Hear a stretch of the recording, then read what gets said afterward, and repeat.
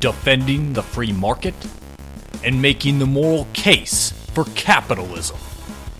The Justin Moore Show.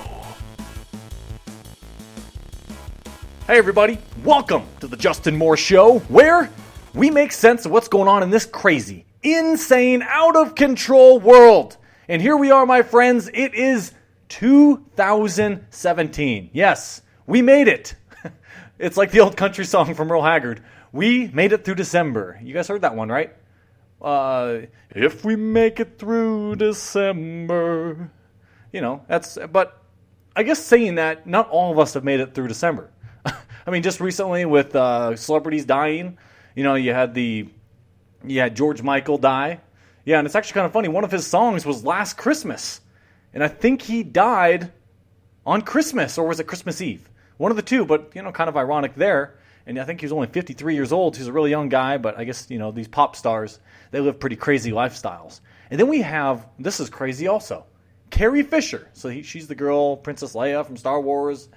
You know, the one with the cinnamon roll buns on her head. Yeah, her. Yep. Yeah, she dies. And then the next day, her mom dies. And apparently she was some big-time actress, which I didn't know who the hell she was. And then I just saw in a little caption, oh, Carrie Fisher's mom. I'm like, whoa, you've got to be kidding me. You know, apparently from what I remember reading some little news story, and they made the comment that I think this is all correct. You have to go back and maybe check this, but I think when she heard the news, when Carrie Fisher's mom heard that her own daughter passed away, because there was a scare she had. Carrie Fisher was flying back, I think, from London. She had a heart attack, but she seemed like she survived that. It's like, okay, good, she didn't die. But then she ends up dying a few days later. Well, when her mom finds out that Carrie Fisher died, she got a stroke, and she died. And so, I don't know, it's kind of crazy how that stuff happens, and people really do. They die from a broken heart. And I can tell you with my own family, like when my grandma died back in 2008, actually, I got to tell you guys this story. My grandma was one of those people who was just naturally just funny as hell, but she was always being serious, but just funny as hell. I can't explain it, but man, I wish she was still around. But anyway, I remember talking to her, and this was in 2008 campaign season. Obama just won. He's going to be the 44th president of the United States. And I'm telling my grandma she's on oxygen. You know, she has dying of cancer. It's actually when she basically found out her cancer came back, she only lasted a month. It was kind of crazy, and it was hard to see her go. But anyway, when I was talking to her, I'm like, yeah, Barack Obama, he's going to be the first African-American president. And my grandma, she like looks at me. She's like, wait. She's like, well, I thought Abraham Lincoln was the first black president. I'm not kidding you. I will never forget that moment. My grandma's just a great, great woman. But anyway, I guess where I was going with the story was, so when my grandma died in 2008, right at the end of 2008. Actually, no, she died on December 27th of 2008. So right after Christmas, I remember being there Christmas Eve. We'd always go to grandma's house and just seeing her. She was on her chair, and we were flipping through a book with her. Just kind of looking at, family memories, that sort of thing. And you just know it's like, yeah, she's going to die. She's only not going to last, just maybe a few more days. That was the hardest Christmas Eve I've ever had, actually. But anyway, let's try and keep up the pace here. What was crazy was her funeral was on New Year's Eve, a few days later, and my grandpa, who, he ended up living and he died the last day. He died on her funeral 2 years later. And actually it was crazy how it was when the estate tax was going to shoot up, because it was at 0%. At the end of 2010, 2011, it was going to shoot up. Well, he died on the last possible day before it was going to shoot up. And my grandpa, he was a huge liberal. So talk about all this irony, all this stuff going on. But okay, anyway, guys, sorry, I don't want to keep going back to my old little memories, and we've got a lot to talk about here. But it is just kind of crazy how life works, and just but things do happen for a reason. And sometimes I think a lot of these things are signs, and for me, that's why I say, for me personally, I always like to look into the deeper meaning of things. So I think there's a lot more meaning of something than than what you get from the surface. For instance, just really quick here, my favorite movie of all time is Gladiator. Now, okay, people are like, oh yeah, Gladiator. Oh yeah, I love the sword fight. No, man, it's great. But to me, I get a lesson from that movie. You know, I haven't watched it in a long time. That's actually one of the few movies I'll watch more than once, but it's been years since I've seen it.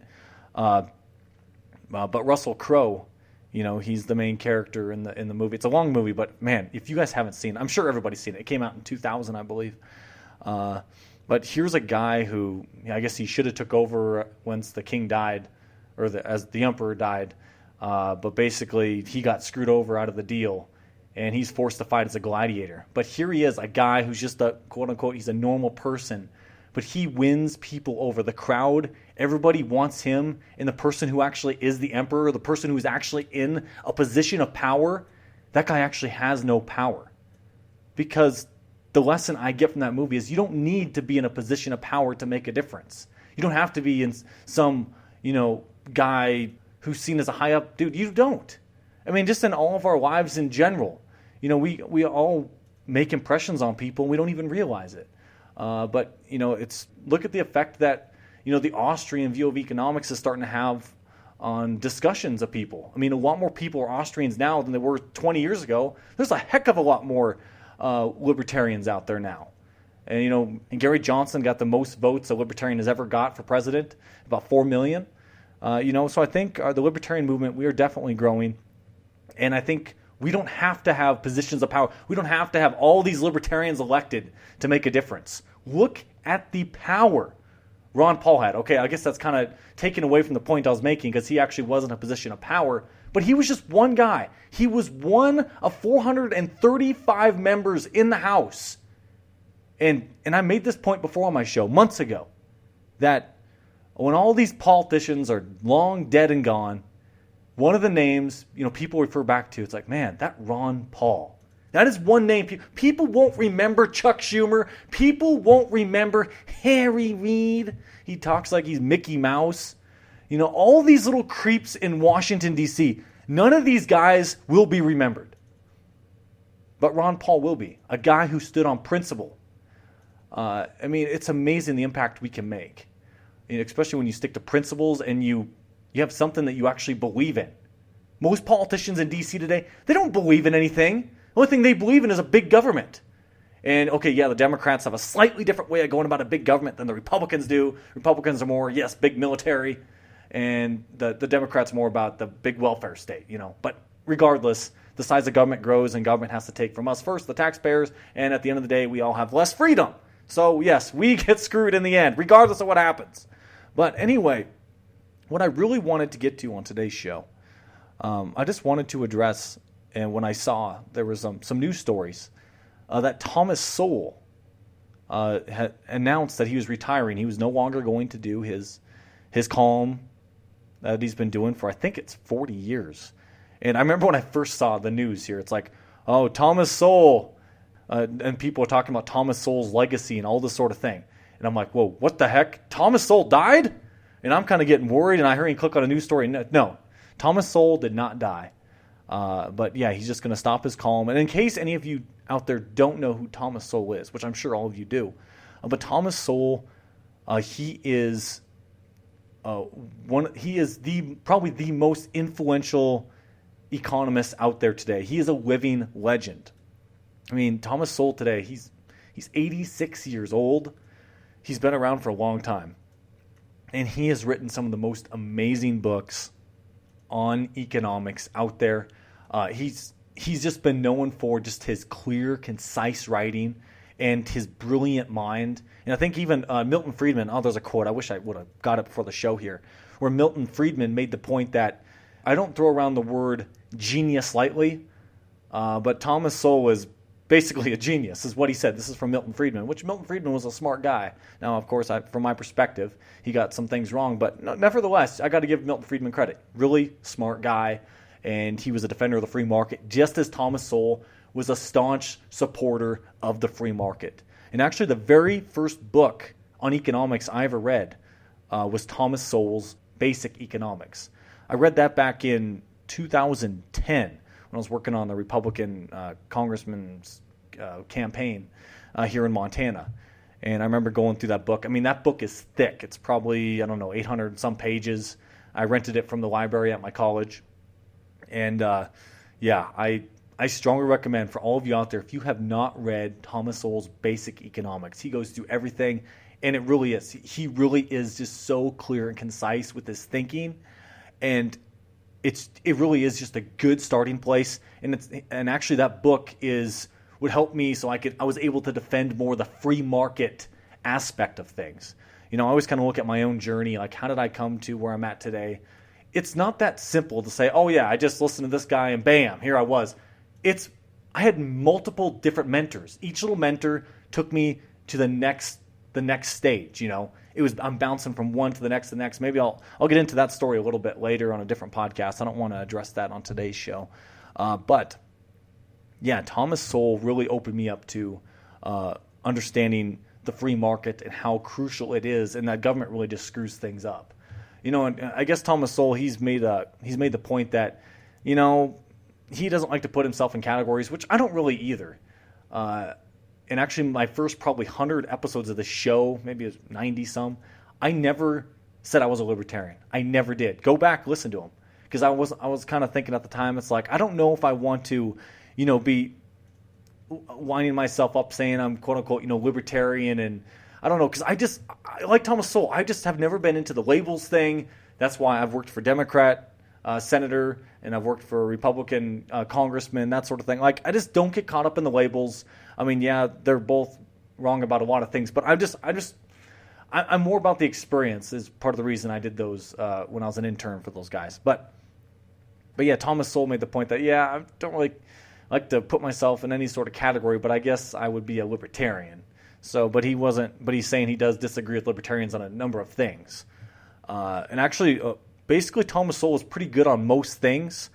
However, when it does come to foreign policy, Thomas Sowell, he's pretty much a neocon there. So a lot of libertarians will definitely disagree with Thomas Sowell there. And actually what I want to do, kind of just reminiscing on Thomas Sowell just a little bit, I read his very last article he published, his last column, and he called it Farewell. And I just have one quote from that final column that I found very interesting, and I want to read it to you guys now.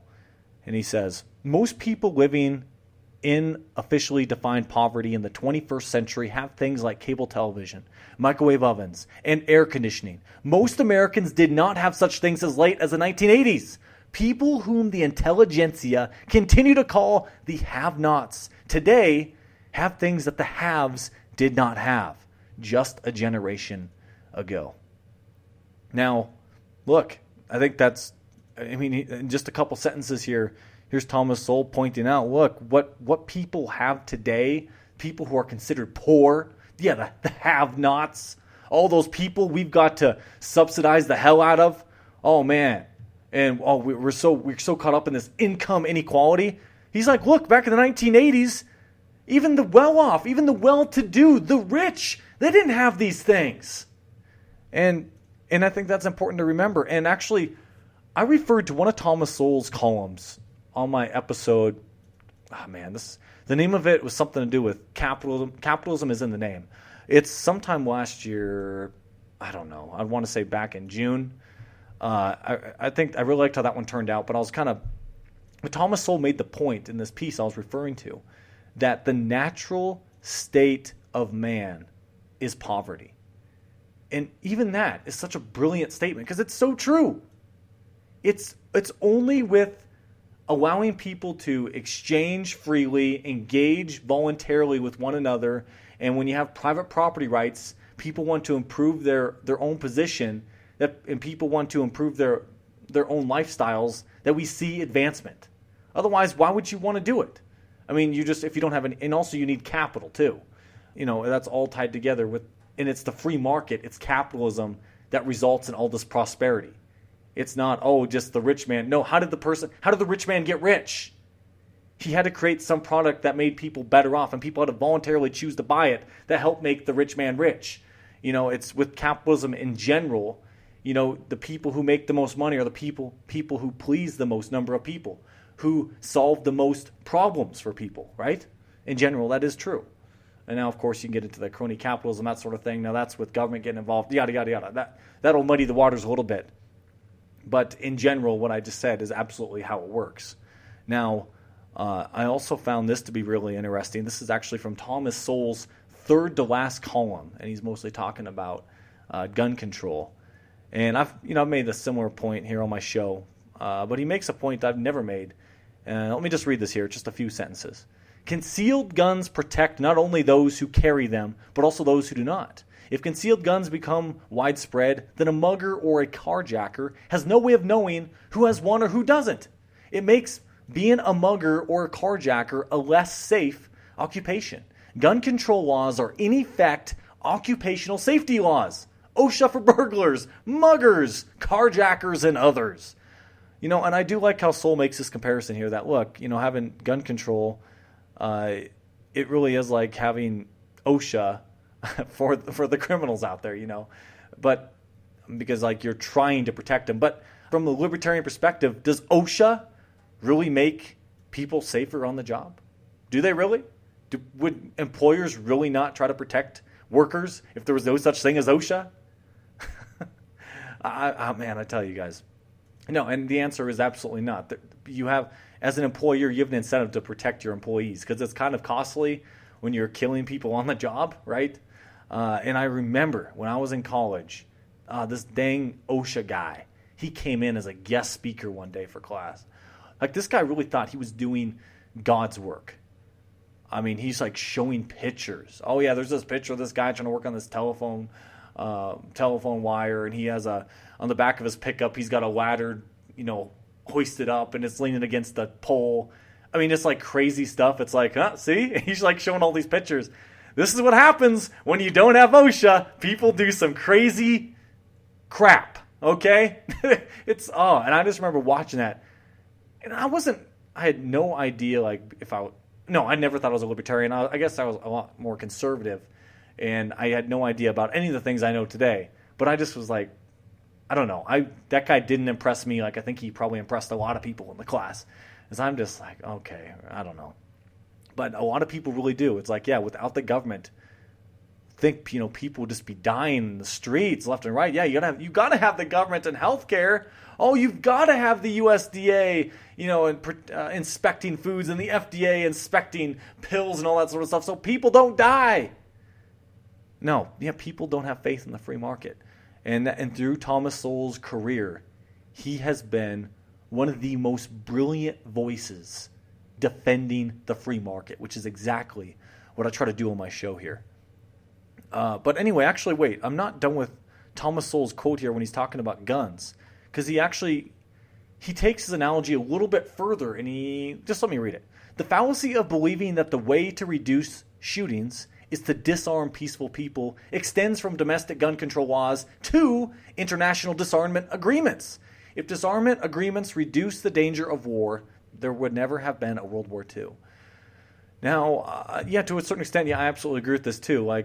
Trying to go back and forth, and I guess libertarians will disagree with this. We need to reduce, the number of nuclear weapons, that sort of thing.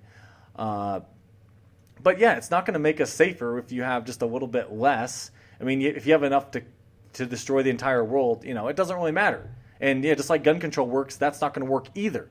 But you can also take this and apply this gun control argument to, and I've made this also as a point on my show, episodes ago. Who knows how long ago this was. Last time I talked about gun control. And it's that, if you believe that gun control doesn't work as a conservative, which most conservatives believe gun control doesn't work, right? Well, then why do most conservatives support that basically banning and criminalizing drugs and taking drug offenders and putting them in prison? How is that helping anything? How is having drugs, making drugs illegal, how does that make us safer? Just like gun control doesn't work, controls against abusive substances, that doesn't work either. Which actually Thomas Sowell is consistent here because he actually is for decriminalizing all drugs. So you got to give Thomas Sowell credit there.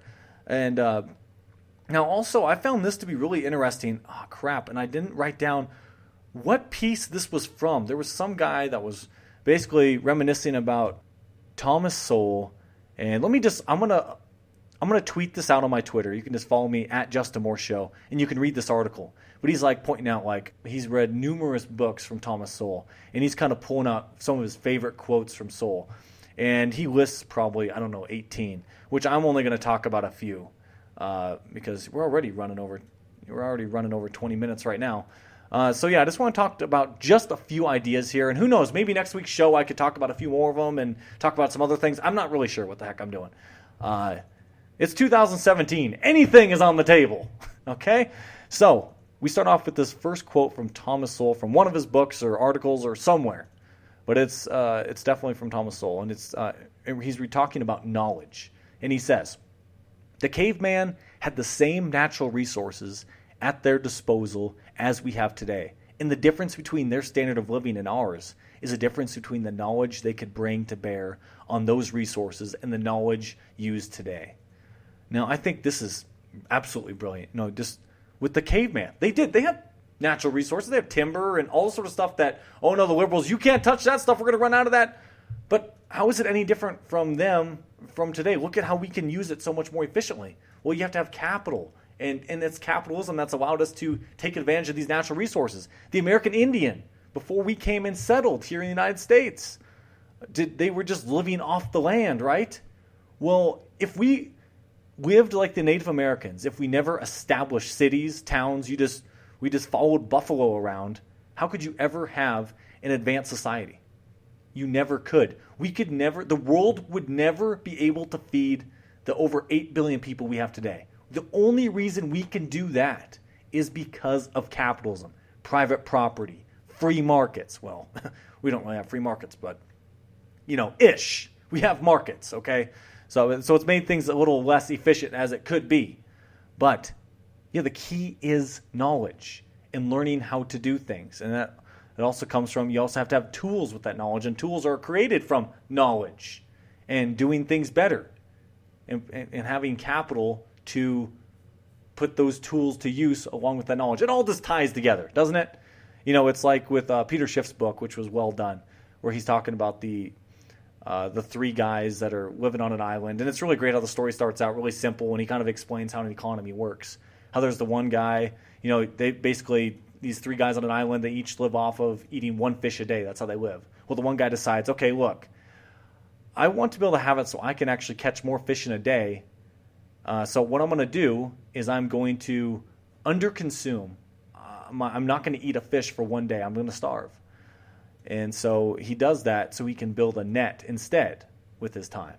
So with that time, with that capital, with that savings from underconsuming, he created a net. And with the net, he could catch like 2 to 3 fish a day or whatever it was in the story. And so now that he's more efficient and he's more productive, he now doesn't have to spend his entire day focusing on just catching fish. He can now maybe start making other things, more luxury items for himself.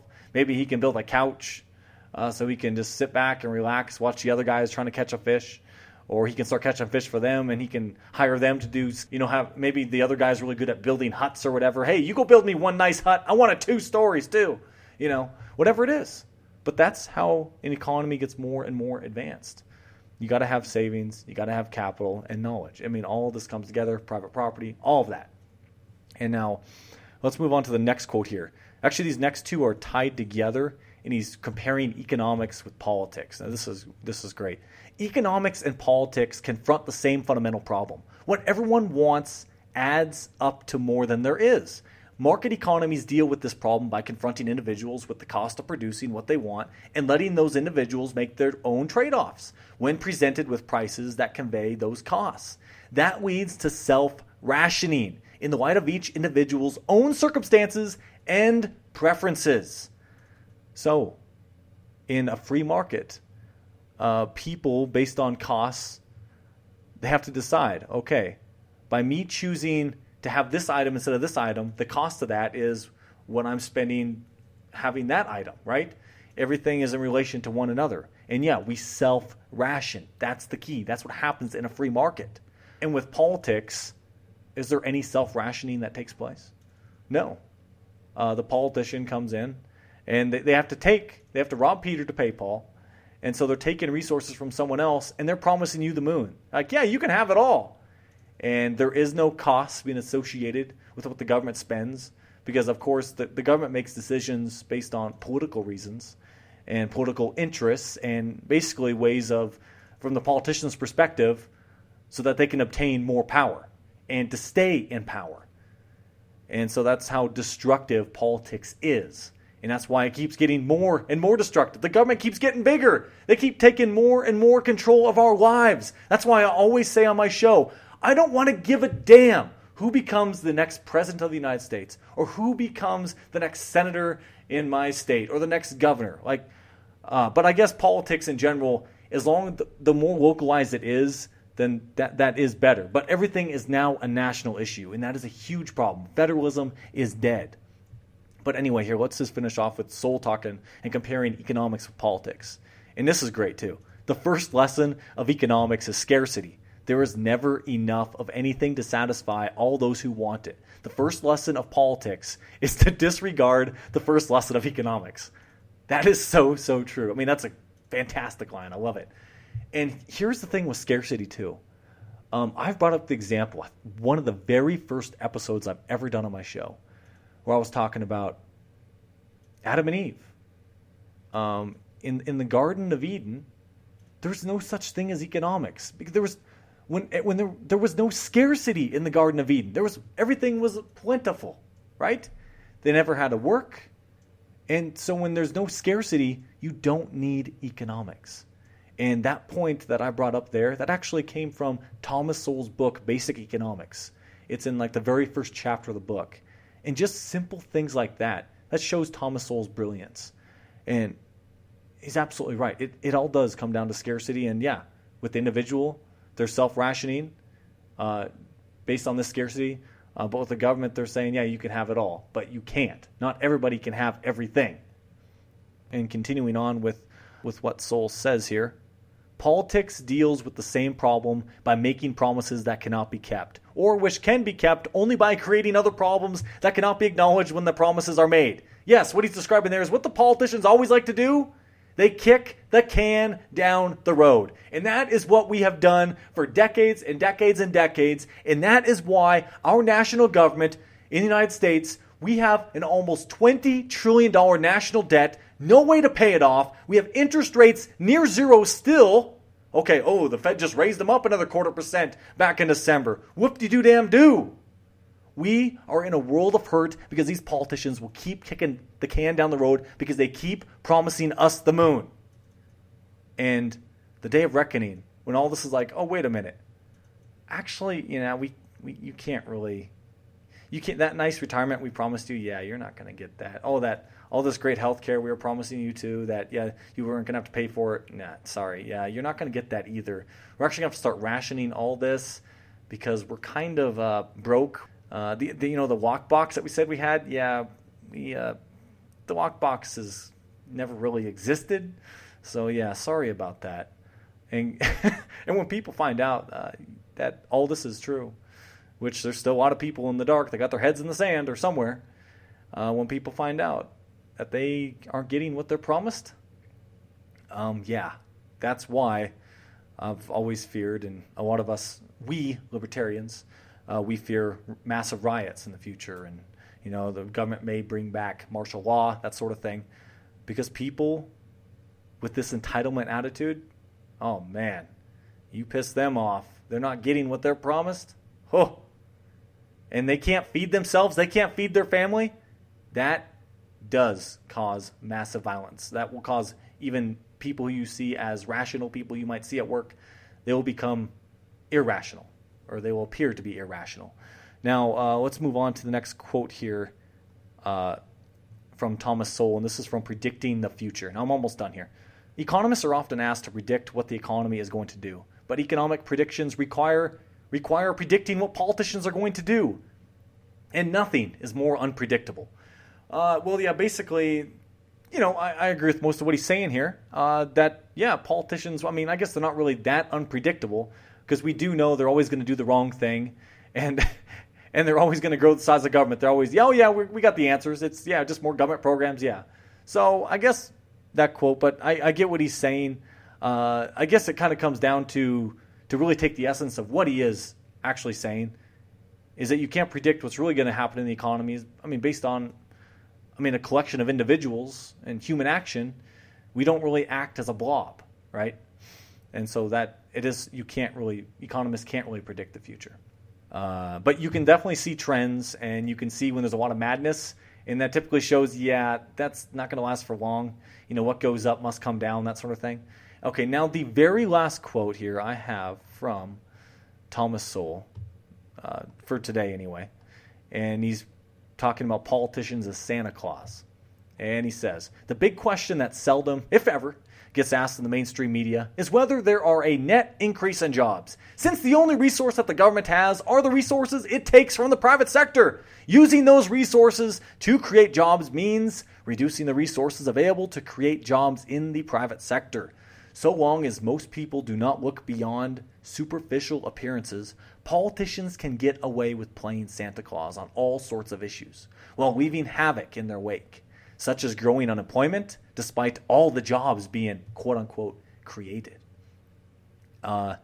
Absolutely, he's spot on. I always make this point on my show, that when the government quote-unquote creates jobs, that they had to destroy some jobs first, right? The government can never create net jobs. It's not possible. It's like taking a 5-gallon bucket of water from the deep end of the pool and to put it in the shallow end, trying to hopefully raise the shallow end of the pool. It's not going to happen. It's coming from the same pool, right? Okay, and actually when Thomas Sowell's referring to politicians as Santa Claus here, that reminds me of what Rush said after Obama won re-election in 2012. He beat Mitt Romney. What did Rush say right after the show? Well, my friends, you can't beat Santa Claus, folks. That's all there is to it, right? Sorry, Rush impression's not the best, but you guys get what I'm saying. And I remember when I heard him say that, this was back, 2012, 4 years ago. I'm like, no, Rush, you're wrong. You can beat Santa Claus. You have to point out to people that, hey, look, these toys that Santa's handing out, they're coming from somewhere. These elves are slaves. Santa is forcing the slaves to work. And, so, I guess Santa Claus is kind of a totalitarian dictator. So, I guess he's really abusing these little elves. So what am I saying? That things don't come from nothing. And here's what Thomas Sowell's pointing out, that so long as most people do not look beyond superficial appearances, politicians can get away with playing Santa Claus on all sorts of issues while leaving havoc in their wake. Yeah, but see, that's why. And this is exactly what I do on my show. I point out there is a cost to government intervention in the economy. And the cost really is. Actually, heck, I'm just thinking about this right now. The cost is when the government's spending the money, you're now not allowing the free market to function. So the cost is less prosperity. That is the opportunity cost. That is what I complain about on the show. We could have had, imagine, if we did let the free market work like I want on my show, and if the government actually was only, say, consuming 3% of GDP, like it was prior to the New Deal and the Great Depression. Imagine with the government that small. Now the government consumes like a quarter of all resources. So if the government would just consume 3%, imagine how much more prosperity we could have, because now that's more money that's in the private sector, more money for the individual so that we can pursue our own interests. And all these entrepreneurs out there going and creating new items, new widgets that solve people's problems, and all this, and there's a lot more competition out there, bringing prices down, making us more productive. We'd be a lot wealthier society today. And heck, we would probably have flying cars right now if it wasn't for the government being so dang big. We'd probably have a cure for cancer if the government wasn't so big. So ladies and gentlemen, that has always been the purpose of my show right there. Pointing out how destructive the government is, and that there is a cost to the government intervening in the economy, and the liberals want to tell you that there is no cost and that the government is the only answer. And so that is the big difference. So my friends, if you can, heck, you want to wake up a liberal today? Should that be a new slogan to my show? Wake up a liberal today. Listen to the Justin Moore Show. Yeah, share the show if you could. Just go to, tell them to go to justinmooreshow.com, Moore spelled M-O-H-R. You can look me up on iTunes, any of these little apps for podcasts, that sort of thing. I'm around. The Google Play Store. You got your little Android phone I'm all over the place. So just type my name in justinmooreshow.com is a good place to find me. And actually, I was just looking on the iTunes, and I typed in my name because I hadn't looked at that in a long, long time, months and months and months. And I saw that they only had my most recent 100 episodes. And this is like 123, I think, something like that. So there's like my first 23 episodes aren't showing up. So I have to go figure out why the heck they're limiting that sort of thing, if I can tweak that. But anyway, if you really want to catch all my old episodes, go to my website, justinmooreshow.com. And if you can, please make your Amazon purchases through the little link, the little widget on my website. I get a small commission back, and it costs you nothing extra, and it helps support me so I can keep doing what I'm doing over here, waking liberals up. Well, I guess that's not really my purpose. I also want to talk to libertarians, and I guess I'm not just about waking up liberals, because that's way too much work, just waking them up. But anyway, guys, you can do that to help support me. And please, for your own sake, your own good, go join Tom Wood's Liberty Classroom. And if you sign up through the link on my website, man, it's like $89. You get 17 courses available. Oh, there's hours of content. Each class is like 20 hours long of content talking about economics, history, U.S. history, Western civilization, the history of conservatism. There's so much great material. All of that for $89? Are you kidding me? If you sign up through my link, you know what I'm going to do for you? I'm going to send you my bonus episodes. You just got to email me at jmoore616@gmail.com. You do that. I'll send you my bonus episodes. I'll check to see, okay, yep, you signed up through my link. All right, here you go. And you'll be in a drawing for a silver coin. So please, ladies and gentlemen, help yourself out in 2017. Make yourself a smarter libertarian and join Tom Wood's Liberty Classroom. I am a member, and I absolutely love it. So please, guys, do that. And I will talk with all you guys next week, and I'm looking forward to it. This is Justin Moore, signing off.